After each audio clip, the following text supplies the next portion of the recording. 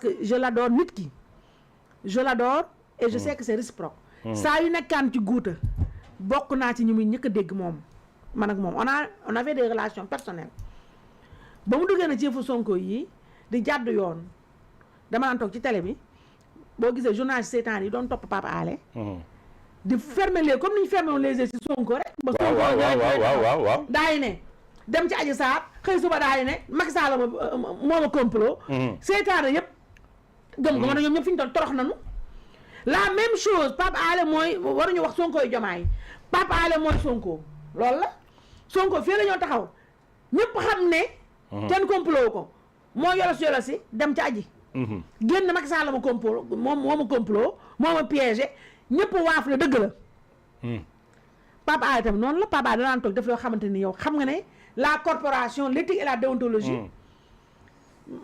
mbaa ne ko live TikTok déedéet bu fi laaj bul wàññi suñuy kii de sama youtubeur yi dañ lay kii waa kay léegi xam nga léegi nag léegi dama am équipe nag dama am équipe de youtubeur non avant moon nag avant samay affaire yi kiiwul woon léegi nii ba kii yi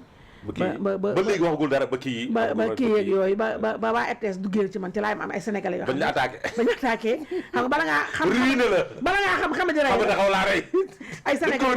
ay sénégalais volontaire dama surveiller sama yëf yi léegi yow Adus Fall Pape Alé ba muy jalgati éthique ak déontologie pas yi nekk ko ret ñu ngi ne taaj toog kenn waxul de ne pat noppi au contraire Pape Alé bu jalgatee bañ jàpp ko ñu ñëpp taxaw di seytaane naan waaw libéré Pape Alé free Pape Alé ba xool fexe ba créé fi benn Pape Alé man dong tundum maa doon toog TFM di jàngat daal ne Pape Alé Niang nekkatul journaliste Pape Alé n'est plus journaliste c'est vrai ne Pape Alé ce qu'il fait c'est du militantisme politique te la preuve Pape Alé a fait des émules mais tous ces chroniqueurs de mbedd là chroniqueurs patriotes yëpp kan moo leen ko leen chapeauté ñoom ñi waaw ñëpp noppi waaf Pape Alé fii dafa nañ ko sax veillé dëgg la waaw c'est vrai hypocritement ils ont tout fait hypocritement léegi nag comme ça on a créé une légende Pape Alé un mythe comme ça ñu ne ko gërë alors fan la gër yéewee yow da ngay toog donc ñu jox la document nga taxaw daa ne waaw xam naa lu muy Pape Alé daan xëy suba 10 heures enregistré xëy suba 10 heures wala ba mu xëy suba 20 heures daan ne live 21 heures ñëpp naaw mooy comme mooy usu bu ndaw moo doon cerveau usu live yi bi xam ni nga ko waxee seen vie di tëb followers yi naaw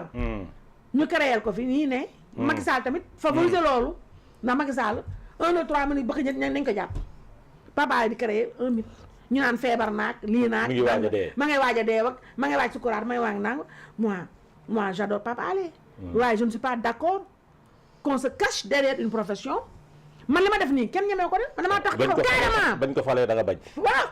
ci laay ñëw man damaa taxaw carrément man damaa bëgg nit kuy assumer li nga doon man bëgguma tudd seen tudd dana may kii xale yooyu créé chaîne patriote bi chaîne Sonko yi waaw mais man damaa nangul xale bu jigéen bi ba mu taxawee ne télé bi télé Sonko la dëgg la Sonko du fi nekk Sonko du fi dégg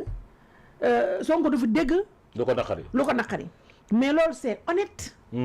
nit boo nekkee ci dara te muy dëgg ci yow da nga koy assumer Ousmane Sonko su ma doon moom xale yooyu mën naa ko sax wax feeñal digital boobu mais man bokk ma si ñi leen xarab waaw parce que au moins ñoom ils sont honnêtes avant ñoom li ñu def nii mais fi nguur gi fi ñëw da nga am sa ay média bopp différence bi mooy ñii dañ ko nëbb ci Macky Sall dafa am ñoo xam ne ñoo nëbbutu mais ci Ablaye Wade soppi messager yooyu il est midi yooyu mi ngi fi woon waaw c'était déplorable parce que ñooñu dañoo mbubboo profession bi alors que c'est pas des journalistes mais au moins ce sont des militants qui l'assument nga xam ne au moins sénégalais buy seetaan di nga xam ne yow ñii fii ñu ànd ak Sonko la ñuy seetaan kuy seetaan Aïssatou Diop Fall xam nga ne ku contre Sonko ngay seetaan xam nga loolu amul tromperie Adama Aziz Fall amul tromperie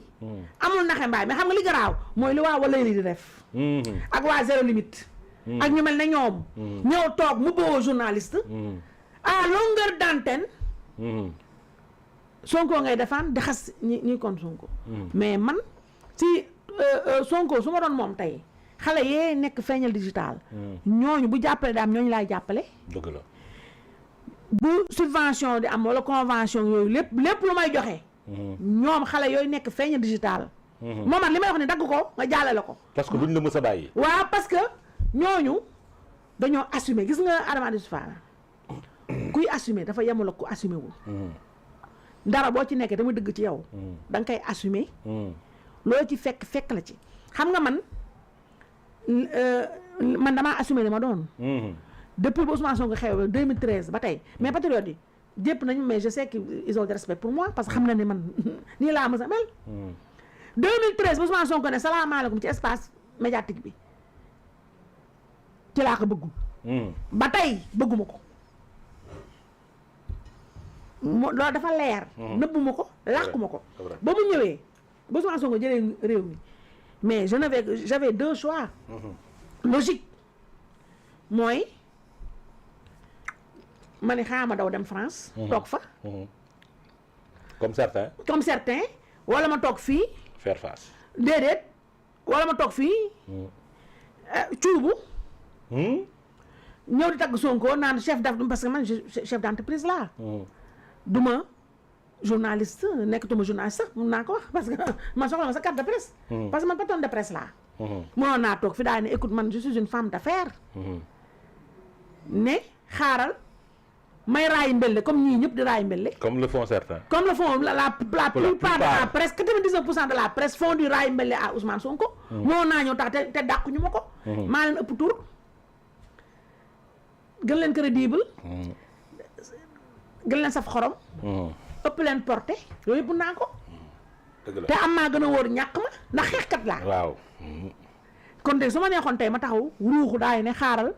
ma def homme d'affaires de kii naa mais damaa choisir en âme et conscience ndax man du sa choix noonu la ma yàlla bindee man mënumaa jouer mënuma tricher mënuma yooyu mënuma ko su ma la bëggee bëgg naa su ma bëggul bëgguma la mënoon naa taxaw ma ne taxaw mais dama demee naturellement préparé wu nag à 5 ans de malheur et de misère parce que nag waaw damaa nekk ci xeex nangu ko moo tax awma ci dara lu ma ci naqari jooyuma fasuma yéene jooy lu ma dal nga nangu c'est de bonne guerre parce que maa ko choisir man lépp lu chaque jour ma taxaw fokk lépp lu Ousmane Sonko njabootam di joxe bëgguma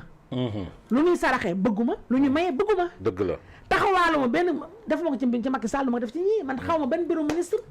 xaw ma je ne le fais pas je ne le ferai jamais ñii soxla ma seen dara damaa préparé man ne 5 ans yi damay torox ci ñoom ni ñu jàppee torox waaw te maa ngi sant yàlla ndax yow ma dara waaye au moins maa ngi bëggee solo ñu day sagar ñu ngi kontaan maa ngi kontaan suñu xol a ngi xappi maa ngi kontaan xappi vraiment avec les moyens du bord mais au moins je suis tranquille dans ma tête su ma tëddee damay nelaw du ma seetaan mukk sama du ma xool sama bopp ci seetu du rus am gàcce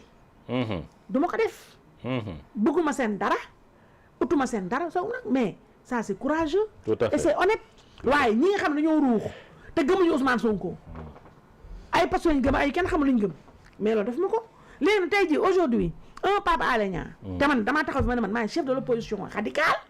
te man sax ba tey li ma radical yóbbaalewu ma ci sama télé bi déedéet parce que télé publique la tudd chaque jour ma wax ko fii moo tax chaque jour ay émission bii moo radical benn émission bi dong moo radical ci chaîne bi mais ñoom ndaak ñii dañuy jël waa parce que fii parce que man lu may xasee waa Walay li ak ñeneen ñi mais ce n'est pas pour te man je n'ai pas le droit de le faire parce que je suis journaliste professionnel mu neex mu naqari loolu laa sama ADN la lu may mun naa dof lu nag def yëf ay yëf waaye métier boo xam ne ni man maa bàyyi lépp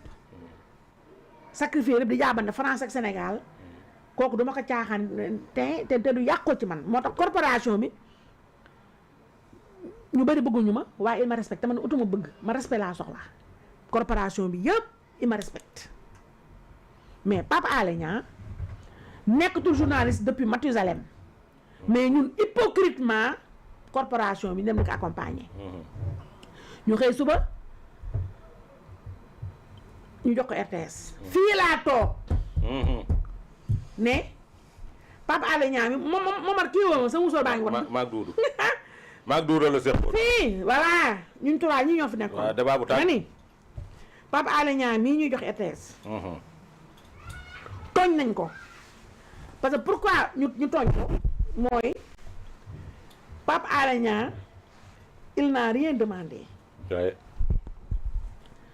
ku xool Pape Alé Niang ak yi mu fi def jaruma dugg ci fait divers yi. dëgg la. ku xool Pape Alé Niang yi mu fi def. fait divers yooyu rek xam nga disqualifié na ko. oui. waaye bu ñu waxee loolu dans les faits. mooy comme lu ñu mën waxal ñoom seen gouvernement de stagiaire. oui waaw. Pape Alé Niang musul def leneen lu dul revue de presse. musul nekk chef de quoi que ce soit. musul nekk chef de service musul nekk chef de test musul nekk dara. kooku nga xëy suba. lu doy ne RTS. Momo Cissé nga romb ñu fa nekkoon ñëpp. dem jox ko Pape Alé Niang. kooku yow dangaa toroxal waa RTS ñu nangu ko. Pape Alé Niang waroon naa am honnêteté ak lu honnêteté bi ma ko xamee. ñu xam ne mënu ko attanu ko. Pape Alé Niang tey bu ñu ko jëloon jox ko def ko secrétaire d'État à la communication wala yooyu. mais kooku kenn du wax. loolu war na ko mën mais lu doy ne RTS. il faut être un manager. direction générale quelqu'un qui n'a jamais managé quoi que ce soit koo xam ne mosoo manager ñaari ginaar. mosoo gérer budget. yow lépp loo xam revue de presse nga xam ak live ñu xëy suba yëg ni RTS jox la ko moo tax ma taxaw fii daay ne. yéen a ngi koy jox koo xam ne su ma doon moom ñu koy naan félicitation mais condoléances dañ ko waroon a wax. keroog kay coow li am na fii. waaw fii. ñun ñett. rakkam yii man affaire kaan bi laa gisee kenn nag mosoon naa rakkam boobu ñuy tudd nii. ci kaan bi. am na ko jour boobu. am na kenn ku mu capturé lu mu bind. ci man wan ma ko keroog ci laaj fotom kanamam. rakkam boobu rëkkal na ma ci page Facebook am. mais l'histoire m'a donné raison. parce que mënu ko. te Pape Alé aurait dû dire mais je ne peux pas. waaye wax dëgg fa yàlla kenn mënul mere ñii ndax amuñu ay cadre boo xoolee ñi ñoome PCA noome leen DG. un Pape Alé yaa ngi jël jox ko RTS mais kooku franchement kooku yow yaay le fossoyeur de la RTS. te Pape Alé waroon naa nangu na conserver nee na tuuti son mythe. ba na fi ñu toll ñëpp xam nañ ne xamul dara il est incompétent. te li neex mooy ba ma gisee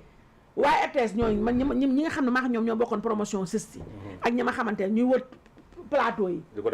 défendre di ko tagg naa suñu xel dal nag suñu nangam. ñooñu dama leen woo c'est parmi vous quoi lañ jàppoon ni dina def. mais ñun xamante nañ. yow à part Pape Alé. ñu mës a nekk DG RTS yëpp ak Soleil ñooñu ñëpp ce sont des journalistes aguerris. qui ont dirigé et managé. La preuve mais Racine Talla mi mu remplacé Racine Talla nekk na fi directeur de la santé. oui. journaliste issu sorti du CESTI. la CESTI la génnee. fii ak France. am CV pedigree. ne parle même pas de Yakham. ne parle pas de Abdoulaye Coulibaly. oui. mais ñoom dëgg. DLH Kassé. DLH Kassé ñoom xoolal mais ne parle même pas de ces gens-là. mais tu prends un Pape Alé Niang jël doon ne RTS jox ko yaa tooñ Pape Alé. Pape Alé nag moom toroxal boppam ndax xam na ne attanu ko la preuve gi nii keroog ba ma ko seetaanee mu naan waaw man dama am aura naan sama oto yi man lañ ko jox man lañ ko may sama tur la nekk carte grise bi c'est-à-dire di wax yoo xamante ni normalement bu doon Sénégal fii mais non mais Momo Cissé c'est-à-dire c'est man nee naa gis nga ñii loolu la ma waxoon rek ñii waa Pastef ñii yàlla jox leen nguur pour teral leen daf leen a jox nguur pour toroxal leen wala pour wane Sénégalais yi comment ils sont mooy toroxal leen ndax Ousmane Sonko la ñëpp xam nañ il est incompétent mënu jiite dara mais Pape Alé Niang mii mit bu ndaw ba mu amoon sax daanu na ndax ña ko doon tàcc patriote da ko doon tàcc démb ñooy xëy suba di saaga ndeyam ñoom ñëpp ba ci ay DG ak ay PCA maa ngi leen gis waa patriote ñu ngi koy rëkkal ay poste naan ko mënu népotisme nga def te parce que Pape Alé ne sait pas xamul Pape Alé Niang mosul jiite ñaari ginaar mosul nekk chef de desk si ñun desk ñun journaliste desk mooy service dëgg la waaye nag Pape Alé Niang moo mag jiituma si journalisme waaye man ba ma juddoo ba tey damaa rampe jaar stagiaire reporter chef de desk rédactrice en chef directeur di gérer ay budget di manager ay di nangam nang mais Pape Alé Niang mosul jiite ñaari ginaar laa wax te nañ ma wax tamit ñi tàmm taxaw na c'est-à-dire c'est que ñii ils ont fait de ce pays là Momo Cissé quelque chose de dégueulasse xam nga Pape Alé bu taxawee naan sama rakk mu ngi def émission naan sama rakk bi daf ma ñiimantal luy loolu kan la rakam ñiimantal waaw sama rakk bi dafa bëgg ma réussir c'est pas une raison waaye mais on parle de gestion waaye toi on t'a confié mais une entreprise nationale tout à fait mais merci c'est un aveu mais Pape Alé xam nga kañ lañ ko waroon dàq kañ lañ ko waroon démettre ba mu taxawee ne dañ kaa may oto waaw mu def ko ci turam mu def ko ci turam carte grise Momar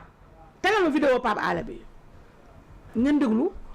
la ko journaliste bi laa te ba pare Pape Alé mooy DG bu gën a ñàkk classe àddina foo ko fekk xoola bu syndicat yi génne le matin ngoos mu dem live mu def live c'est un liveur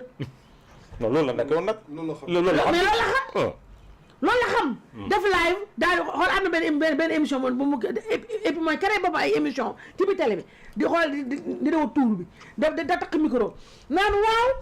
tour xool def reportage pied waaw tour bi nii la mel xaw ma la nag lan nanga c'est-à-dire pour un DG mais xam nga Sénégal li ñuy wax neex ba neexul mais Ousmane Sonko jëppi naa ko trop mais quand il dit que ce pays manque d'autorité mais il a parfaitement raison mais mais vraiment xool moom appelé am na vidéo bi nga la jox ñëwul waaw xool am na benn vidéo bi waa xaama lii bi d'abord dafa ne nommé à la RTS après une réunion avec les chauffeurs ils m'ont fait état déjà xam nga tubaab bi sax da ngay ree ba tas leen tuuti xam nga tubaab bi moom ils m'ont fait état ils ont lii déjà faute de syntaxe ci ko rek man ñoo goon ci orthographe bi ci ko rek faute de syntaxe la ils ont fait état mais pas ils m'ont fait état deux situations na nga lire nag lu ñu bindee waaw désastreuse du parc automobile des amis m'ont aidé à régler le problème et puis il parle de manière grégaire ma am naa problème ñoom jàppale ma régler problème bi en mettant à ma disposition 5 minibus dès lors que ça soulève des polémiques stériles et fausses j'ai décidé de les retirer du parc automobile de la RTS xam nga lii lii la bind pour un DG de la RTS ba pare tëj commentaire yi léegi nag lii émission bu ma doon wax journaliste bi si téléem la de xaw ma leen seen RTS boobu waajin na ko xale bi ne xale journaliste bu reporter bi na ko waaye oto bi kan moo la ko may rek mu dër na ko est-ce que je suis obligé de dire xam nga loolu ñu bàyyi man te normalement conseil des ministres bii dañu waroon dàq Pape Alé waaye nag bu ñu dàqee Pape Alé te bàyyi fa Ousmane Sonko bi nga xam ne il fait pire li muy def ci Ousmane la ko jëlee mais déggoo may la nee naa la ñu doon wax naa Sonko mooy Diomaye yàgg naa ko ne yow juum Pape Alé Niang mooy Sonko ba pare Pape Alé temps yi nga xam naa bët yu xonk na xam nga temps yee passé au début xawoon na mel ko élewaa ñëw si parce que ba patron di ko saaga léegi fi ñu toll lu mu wax tagg Ousmane Sonko tagg kii il est revenu maintenant dans les rangs parce que ça chauffe pour lui man nag wax dëgg yàlla sama collègue sama confrère ci RTS yërëm naa leen ndax defe naa ni Pape Alé Niang DG que la RTS n'ait jamais connu mais il n'est pas le pire DG de Pastef fii Flores c'est Pape Alé Niang comme DG c'est à l'image de tous les DG de Pastef de tous les cadres de Pastef waaw de tous les cancres de Pastef c'est-à-dire ces gens-là ont réussi à dévaloriser la fonction de ministre, PCA, DG. Ce sont des DG nullissimes qui ne savent même pas écrire une phrase correcte, sujet, verbe, complément. Des DG arrogants, sortis de nulle part, nous avons vraiment, c'est une honte nationale. En termes de honte, nous, vraiment, on a eu une overdose en termes d'indignité, de gâteté et d'humiliation. Vraiment, nous, avec les gens de Pastef, c'est une honte. Nous, tout dit, s'il faut, maintenant, dafa am fu mu bëgg a commencer balaa